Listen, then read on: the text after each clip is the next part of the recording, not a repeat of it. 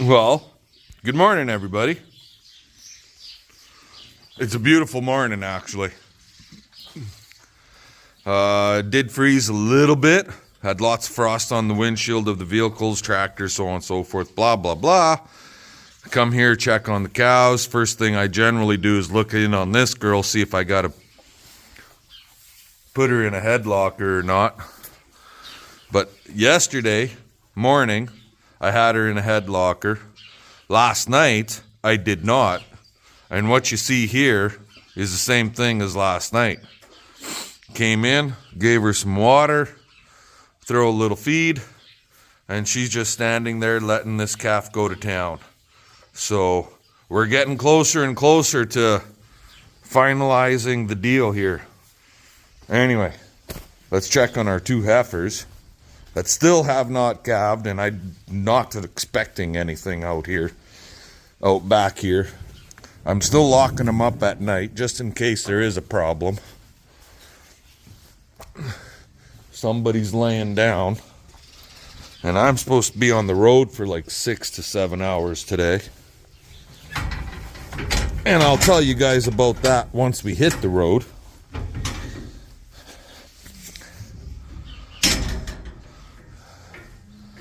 Now, why is generally these our girls are both standing, and what do you got going on here? You rub your shoulder the wrong way, huh? You got a lump on your shoulder. We'll have to address that after I get back home. And you generally are not laying down. You're usually standing upright.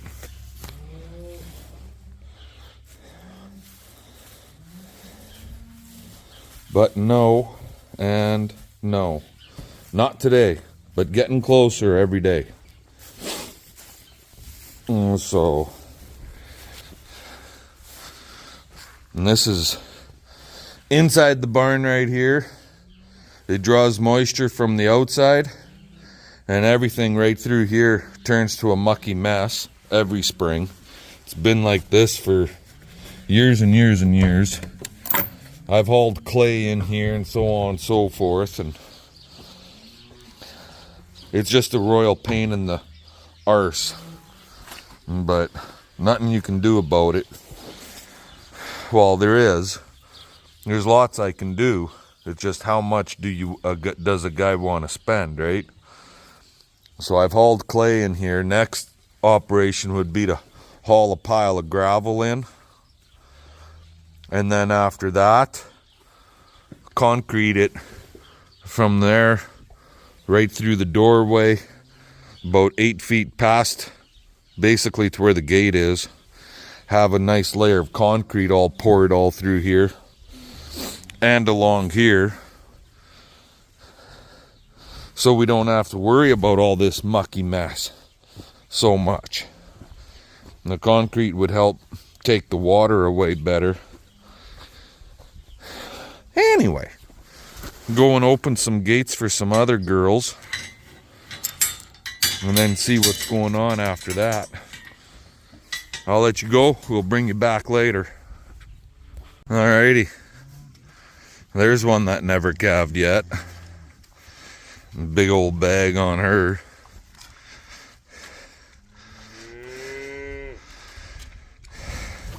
And that black one right there, she's not calved yet.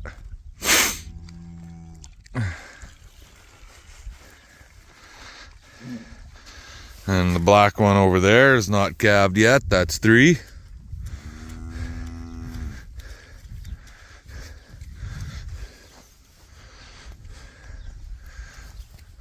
The red white face is not calved yet. That's 4.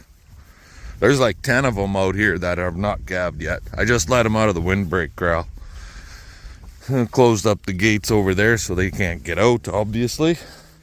312 was feeling a little sickly. He got 2 shots of Nuflor, and he's giving her. That's him right there. At this point, we're holding him back as a bull. That's his mama right there.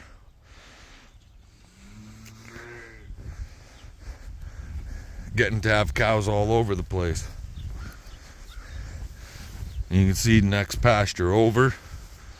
There's a bunch of cows out there. Those ones are all calved.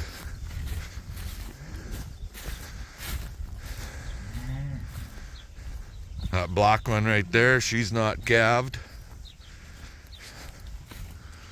And that one is. Nope, that one is not. That one's not calved yet. There's a red one with next to no udder out here someplace. There she is, right there. She's not calved.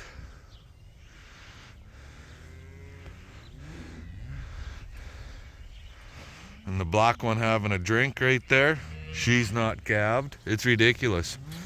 Like, lots of these cows aren't going to calve until, well, obviously May, being that today is what, the 28th. This red white face is not calved yet. The two black ones standing side by side there, they're not done yet. What are we up to here, guys? 8 or 10? Close to 10, I'm thinking. So, oh, sorry, 36. Nope, 36 is not. She's gonna calve here right away. It'll be, I'm guessing, sometime first week of May. But lots of these other girls, and that, they're not gonna do it. 67 there. She should be first week of May sometime. Here's our cow with the bad hip. And her little baby right there. You guys remember her. But when you turn your bull out for April 1st calving on 60 days, you should expect to have cows calve in May, right? And we've got like 10 that are going to do it in May. Anywho.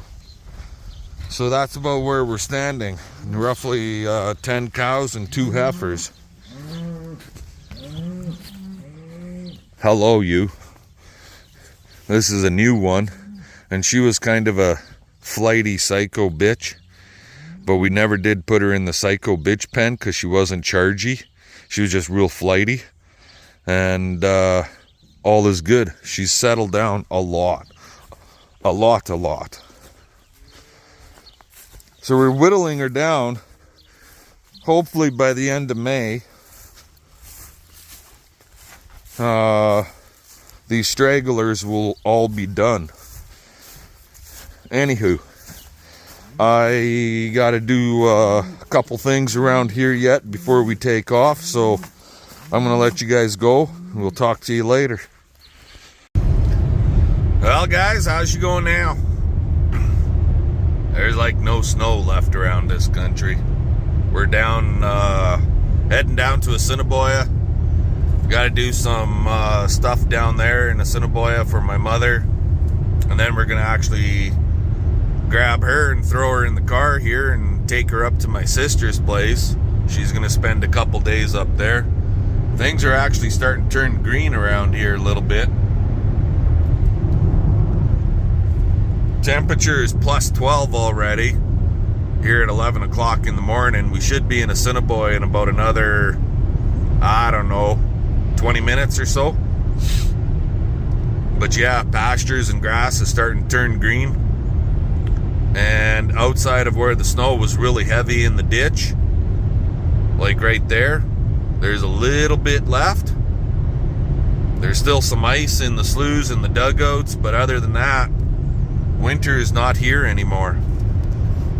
And to be honest, around our place, outside of where the snow was really heavy in the bush and where we piled it around the trees, that's about all that's left too.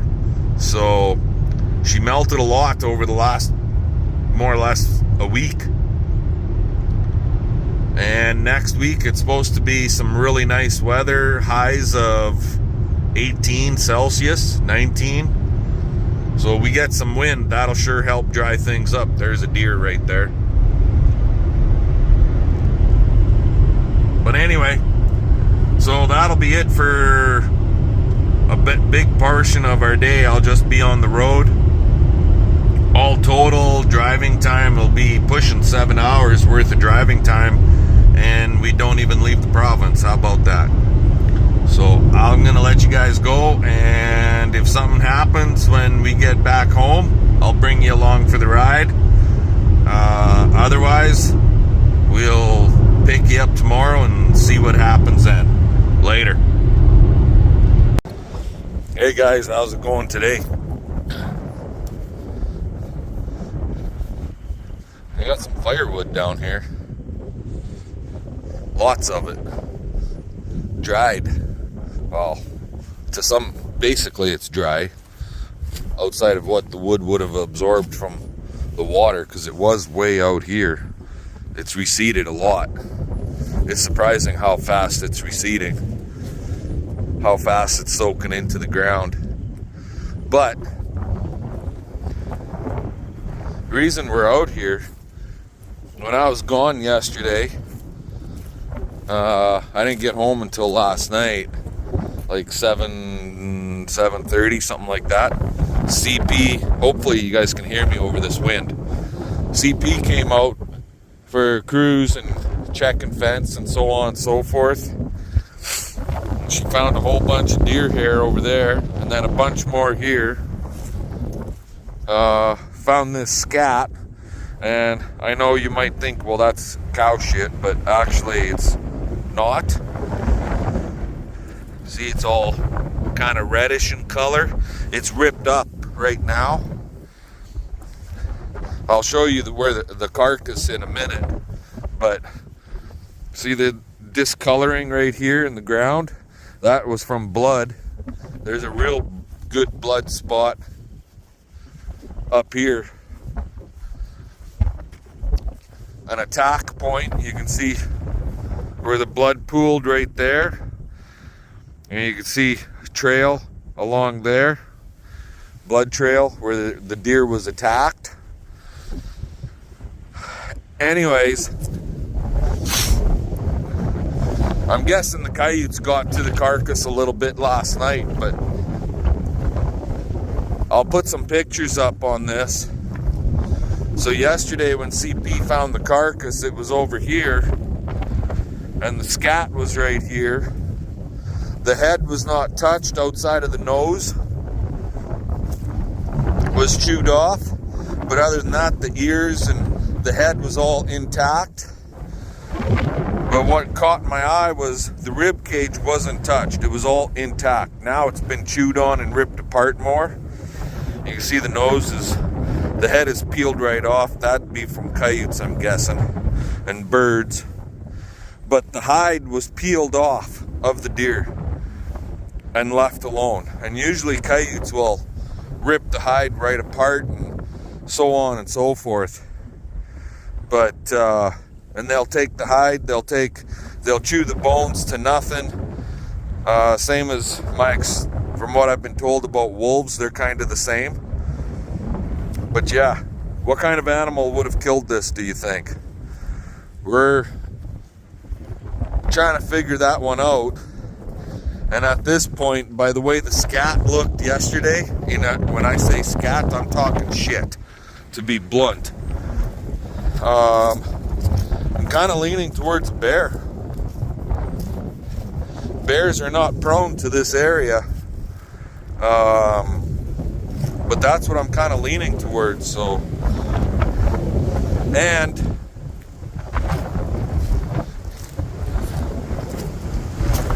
the other fantastic thing is where this deer was killed, like back there. It's only about 30, maybe 40 yards to the fence line. If you can make it out, there's a fence line that runs across here, and right on the other side of the fence is our cows. Cow-calf pairs. There's a group of cow-calf pairs right there. Oh, trip and fall here. So yeah, we're trying to figure out what the hell could have potentially killed that deer and peeled the hide off like that. I don't know if a bear would peel the hide or not, but that one is definitely peeled. You can see it there. So you guys tell us what you think. I'd be very interested into if there's any of you hunters out there that have seen a bear kill a deer or have some more experience with it than I do.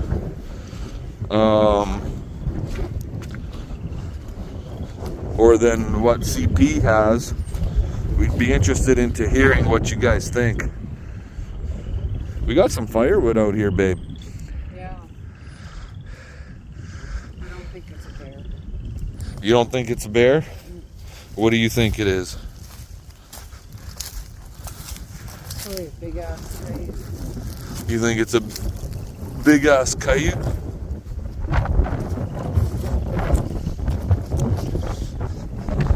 Anyways, I'll let you guys go. We'll yammer at y'all later. Alrighty guys, well, every year the water floods in this corner, and if we're not careful, it'll saturate the bales that are right there. It floods the road or our driveway into our bale yard, and then from there it spills over and it goes across, and if you got bales stacked over on that side, it'll saturate those bales. Now those bales that are right there, that's straw right there, that's going on 3 or 4 years old. So I'm not too worried about that, but it's our driveway I hauled a bunch of clay into this driveway to build it up. Well, obviously I didn't build it up enough. And then driving through here with it wet, it pushed out somewhat. So now we gotta get the water pumped out of here, get this dried down a little bit, smoothen it, and get more clay brought in here. The clay is just right over there. I got lots of it. So, and then we got to get gravel put on top. So the generator's going, the pump is going. It's a 2-inch pump. We'll give her a couple, 2-3 hours, let her pump down, and life should be good. At least we'll get rid of this water on the driveway. I'll have to come back and trench a little bit to let this stuff run out. And then once it's run out, then I can leave it sit for a little while so it dries down. And then we can work at fixing this all up. And little Tinkerbell, CP let her out, and she's been running all over the yard. She's been at the barn in the muck and the soup. She's been running all through the mud over here. She's just a dirty mess. Tinky! Here she comes. Right through the mud. See that? Yeah, that's a good dog. That's a good dog. CP's gonna love having you in the house now. You filthy thing. Anyway, I gotta get the loader off of Little Blue, because hopefully at one point or another, buddy of mine's gonna come over to address the diesel seep that we have going on here. We gotta find the friggin', it's a Bosch pump, fuel pump, but we gotta find the part number for this pump so we can order some O-rings off of this sucker. So we're gonna have to get the loader off, and then when he comes, he said maybe we'll take this arm, this mount bracket off also, just to give us better access. So switch the buckets out and put the regular bucket on here, get rid of the spear. It's got some weight on it right now. Somebody had said something about, are the spears bent? No, they're not bent. It was just the angle of the camera, what you guys were seeing the other day. Anyway, talk to y'all later.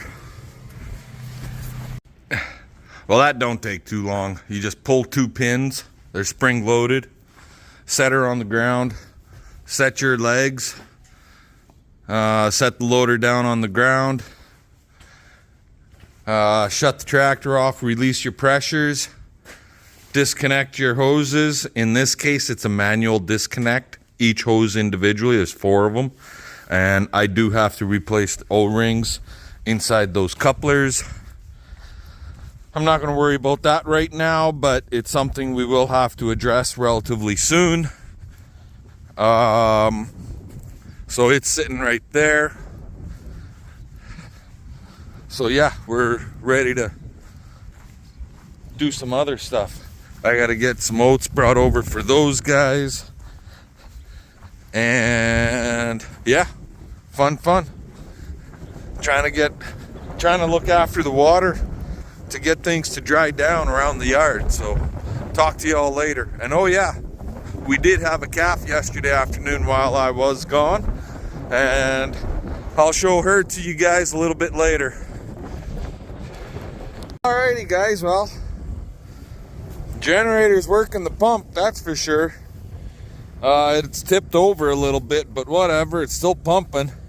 The pump is completely submerged there. You can see here where the water was all the way out to here.